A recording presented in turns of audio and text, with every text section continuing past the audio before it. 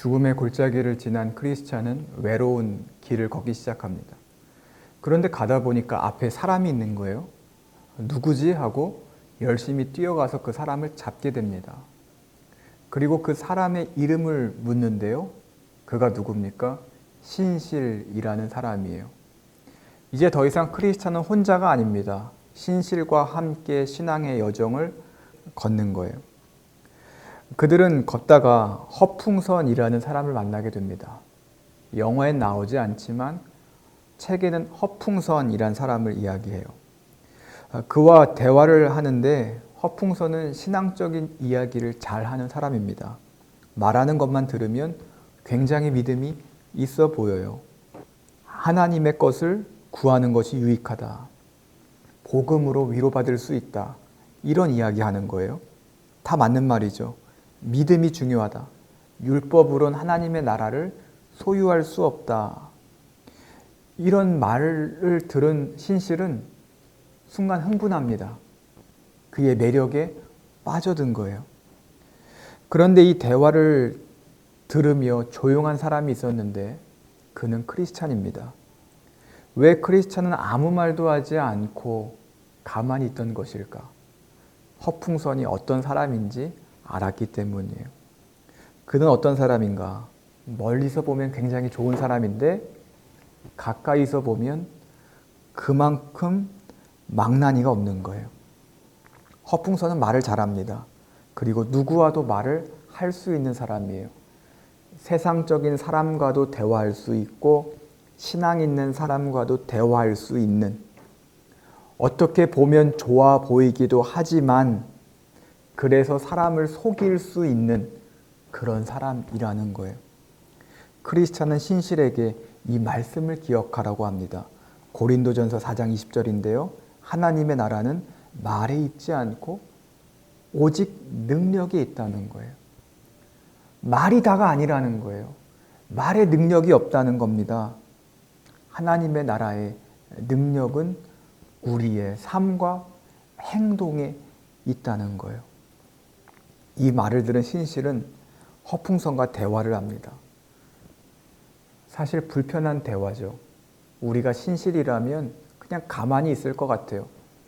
함께 걸어가는데 이런 말 하면 좋을 게 없잖아요. 하지만 신실은 올바른 가르침을 주고 싶었던 거예요. 왜요? 허풍선이 자기만 무너뜨리면 되는데 그의 말이 주변도 무너뜨리고 공동체도 무너뜨리기 때문입니다. 그래서 사실대로 이야기해요. 허풍선에게 내가 너에 대해서 많은 이야기들을 들었어. 크리스찬은 말과 행동이 같아야 돼. 그리스도인 흉내를 내지 마. 이건 하나님이 싫어하셔. 하나님을 모독하는 거야. 당신의 행동 때문에 많은 신앙인들이 시험 들고 실족하고 있어. 부끄러운 줄 알아. 이렇게 이야기하는 거예요. 정죄라기보다는 그를 정말 위하는 마음에서 진심을 다해 이야기한 겁니다. 하지만 허풍선은 기분 나빠하죠. 난 더 이상 너 말을 듣고 싶지 않아. 우리 따로 가자 라고 이야기를 해요. 여러분 주변에 보면 허풍선과 같은 사람이 참 많이 있습니다. 아니 주변을 볼 필요도 없어요. 우리 안에도 허풍선과 같은 모습이 존재합니다. 직분의 높고 낮음을 이야기할 수 없지만 책임감이 높은 직책을 가질수록 허풍선의 모습을 경계하고 조심해야 됩니다. 목사, 장로, 권사 모두 조심해야 되는 거예요. 나는 집사니까 괜찮아 라고 생각하며 안심하는 분이 계신가요? 교회를 오래 다니고 직분을 받으면 신앙의 언어를 쓰게 됩니다. 그리고 그 말이 익숙해져요. 세상에 쓰지 않은 단어들을 쓰게 되는데 아까도 이야기했지만 나 시험 들었어. 세상에서 시험이란 말을 안 씁니다. 은사, 은혜, 방언, 충만 이런 단어를 쓰는 거예요. 물론 이런 신앙의 언어를 쓰는 것은 좋은 일입니다. 유익한 일입니다. 하지만 이것이 말뿐이라면 그것은 배타적인 언어, 폭력적인 언어에 불과합니다. 저는 철로역정을 읽으면서 정말 좋았습니다. 철로역정 강의를 할 것이라고 생각도 못했는데 많은 분들이 철로역정을 알고 싶다는 거예요. 그래서 이 책을 다루어야겠다라는 생각에 이번 가을 학기에 철로역정 강의를 열었습니다. 앞에서 말씀드렸지만 강의를 준비하면서 5번 정도 이 책을 보았습니다. 보면 볼수록 은혜롭고 새롭고 저에게는 감동 그 자체였습니다. 예전에 보이지 않았던 것들이 지금 보이기 시작하고 예전에 보였던 것이 더 큰 은혜로 다가오기도 했습니다. 그래서 제 사역이 양육과 큐티와 아카데미인데 이 철로 역정이 이 3가지 훈련 프로그램에 큰 영향을 줄 것 같아요. 긍정적이고 도전을 주고 도움을 줄 것 같아요.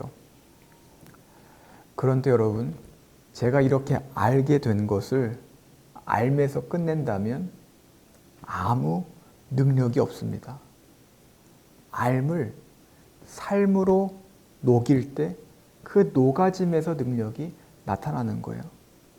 저도 여러분도 이 책에서 알게 된 은혜와 진리를 알면서 끝내지 말고 입으로만 이야기하지 말고 삶으로 행동으로 옮길 수 있는 우리가 되기를 소망합니다. 하나님이 기뻐하시고 원하시는 것은 말이 아니라 행함입니다. 행함 없는 믿음은 죽은 믿음이라고 야고보가 그러잖아요. 우리 안에 허풍선의 모습이 있다면 그것을 버리고 제거해서 말이 행함으로 이어지고 행함이 믿음으로 증명되는 성도님들이 되시기를 주님의 이름으로 축복합니다. 크리스찬과 신실은 길을 가다가 전도자를 만나게 됩니다. 전도자는 그들을 보면서 너무 행복해해요. 그들을 만나서 행복하기도 하지만 어려운 일들을 믿음으로 잘 이겼기 때문에 그 모습이 기특하고 대견한 겁니다. 그러면서 전도자는 그들을 격려하는데요. 포기하지 않도록 반드시 열매를 맺게 될 것이라고 이야기하면서 격려하는 거예요. 하지만 무서운 이야기도 하는데요. 그 길이 쉽지 않을 것임을 이야기합니다. 고통 없이 순례길을 갈 수 있을 것이란 기대를 하지 말라는 거예요. 그리고 영화에서 본 것처럼 너희 둘 중에 한 명은 순교하게 될 거야 라고 이야기합니다. 여러분 이 말을 들었을 때 그들의 마음은 어땠을까요? 순간 두렵지 않았을까요? 하지만 그들은 계속 길을 걸어갑니다. 왜요? 예수님도 그러하셨기 때문이에요. 예수님도 이 땅에 죽으실 것을 알고 오셨습니다. 심지어 어디에서 죽게 될 것이다. 이것도 알고 오신 거예요. 그래서 인간적인 마음으로는 피하고 싶었지만 아버지의 뜻을 알았기 때문에 또 그렇게 해야 온 인류가 구원받고 죄사함 받기 때문에 십자가의 길을 걸어가신 겁니다.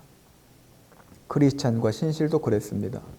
죽을 것을 알았지만 발걸음을 옮긴 거예요. 그리고 허망이라는 도시에 가게 되는데 거기에는 1년 365일 멈추지 않는 허망 시장이 있었습니다. 이 시장은 역사가 오래되었다고 이야기하는데요. 책은 정확한 기간은 이야기하지 않지만 제 생각에는 인간의 욕망과 함께 생긴 시장이 아닌가 싶습니다. 이름에서 알 수 있듯이 허망 시장에서는 허무하고 헛된 것을 판매합니다. 세상의 모든 걸 다 팔았다고 보시면 돼요. 집, 땅, 직업, 위치, 명예, 쾌락 다 있는 거예요.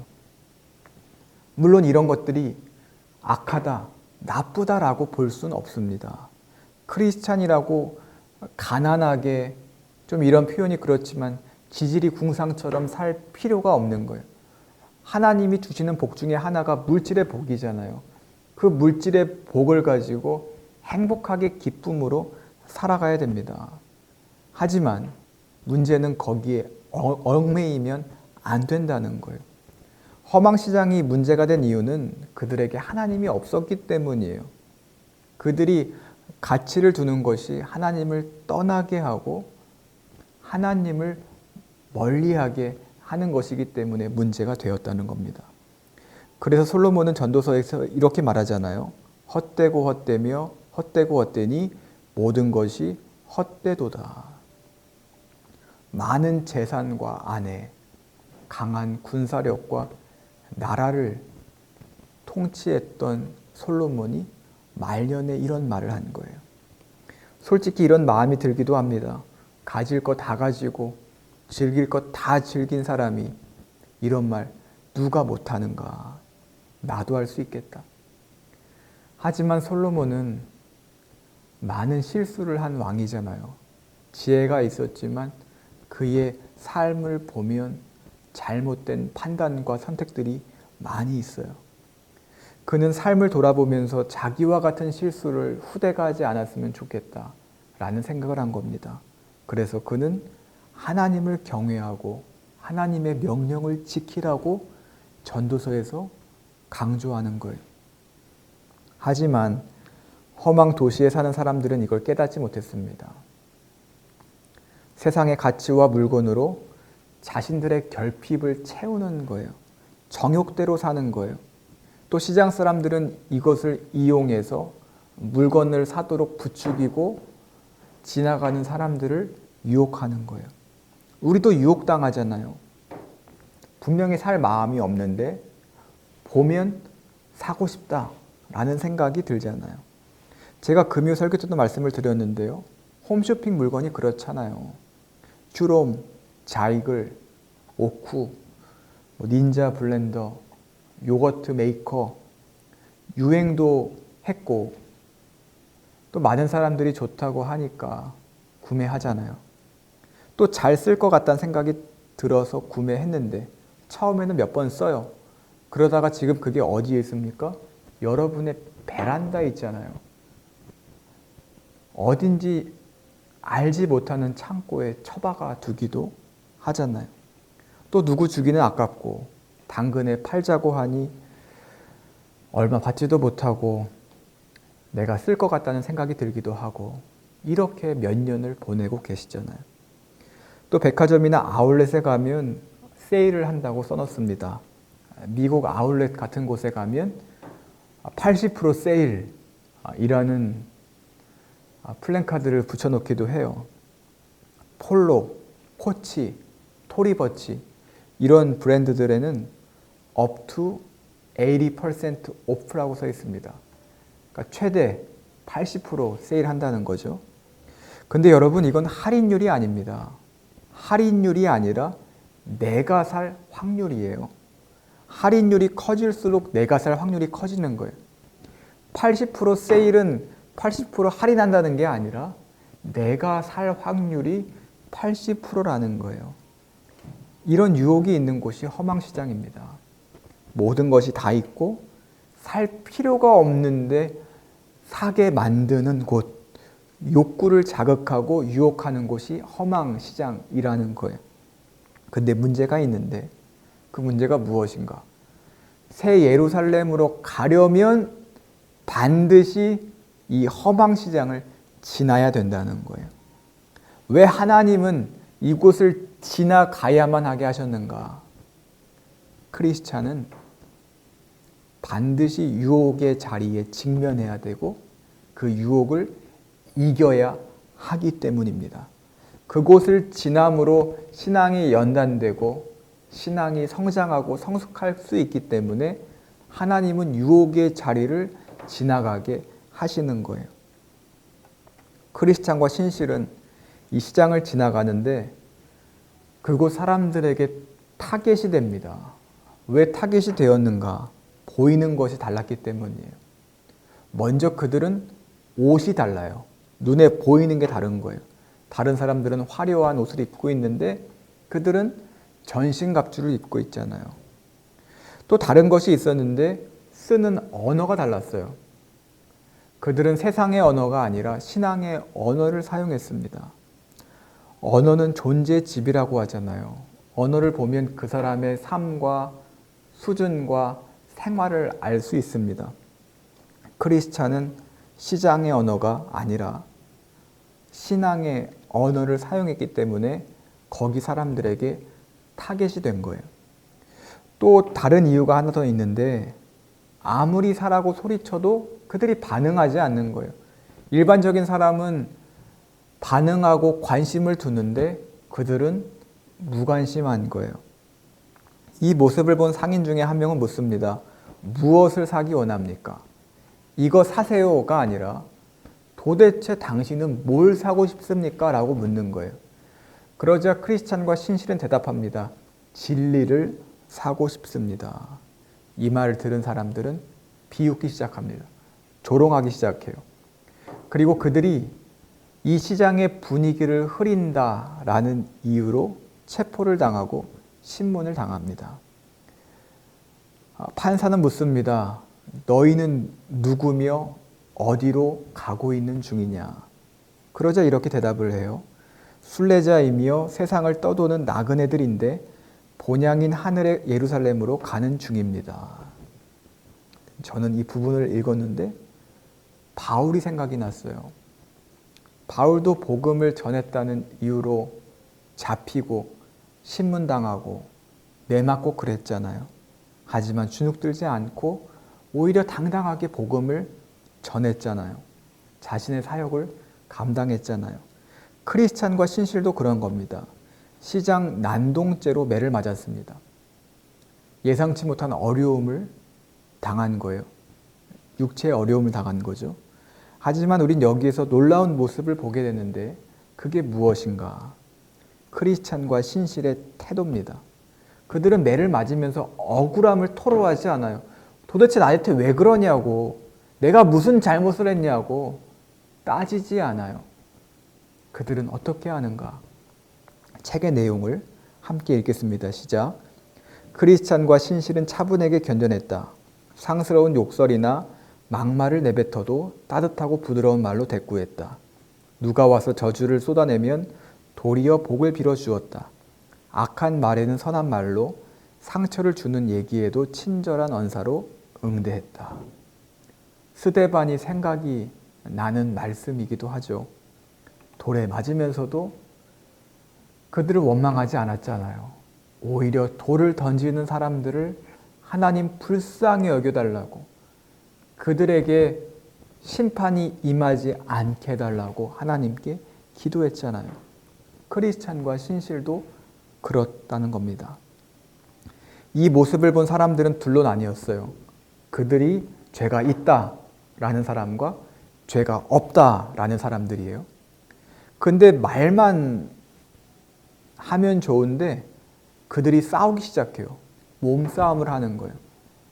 크리스찬과 신실이 죄가 있다, 없다 막 다투는 거예요. 그런데 어이가 없는 것은 분명히 자기들이 싸웠잖아요. 크리스찬과 신실은 죄가 없잖아요. 그런데 크리스찬과 신실에게 폭력 사태 선동 혐의를 씌웁니다. 말도 안 되는 거죠. 하지만 그들은 따지지 않고 이 현실을 받아들였습니다. 그리고 전도자의 말을 곱씹었는데요. 전도자가 뭐라고 했습니까? 둘 중에 한 명은 순교하게 될 것이다. 이 말을 곱씹은 거예요. 그리고 책엔 이렇게 말합니다.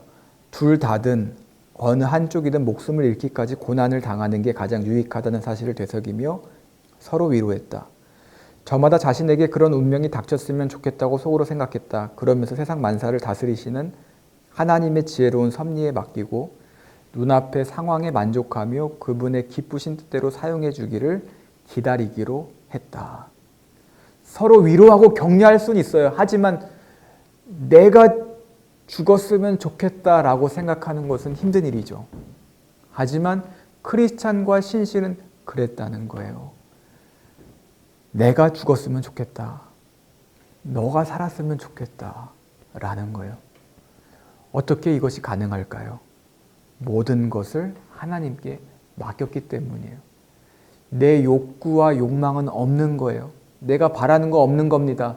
하나님은 지혜로우시고 선하신 분이기 때문에 하나님의 섭리에 맡기겠다. 나는 그것으로 만족하겠다.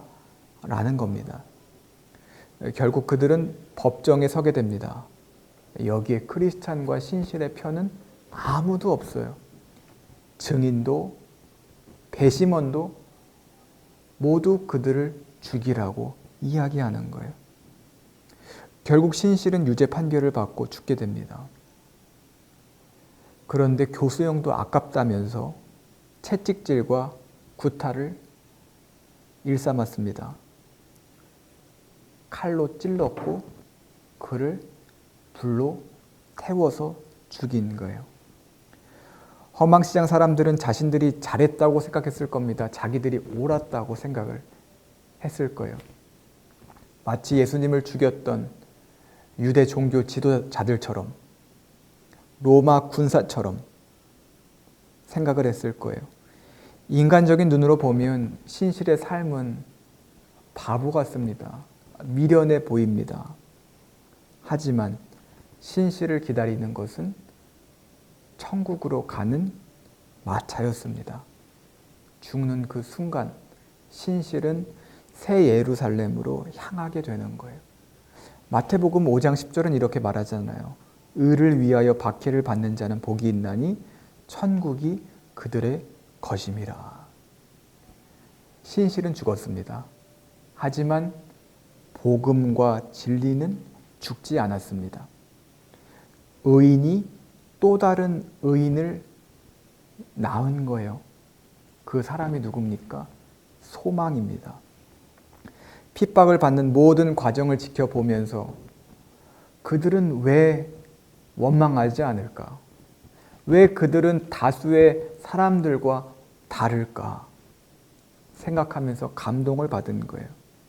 비록 신실은 죽었지만 하나님은 소망을 통해 하나님의 역사와 일을 계속하게 하신 겁니다. 그래서 우리는 낙심할 필요가 없는 거예요.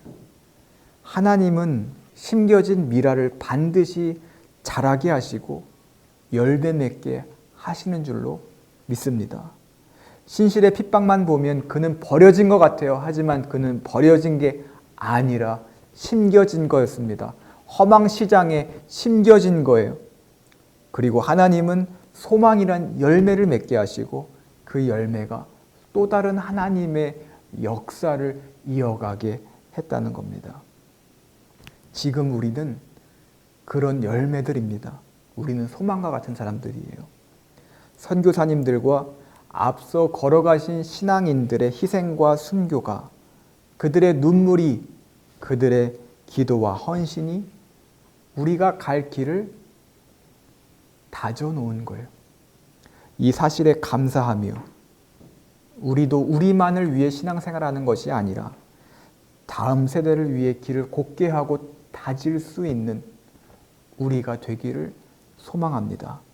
그리고 우리가 뿌린 씨앗이 눈물을 흘리며 뿌린 씨앗이 자라서 열매 맺고 우리 다음 세대에 결실될 수 있는 은혜가 있기를 주님의 이름으로 축복합니다.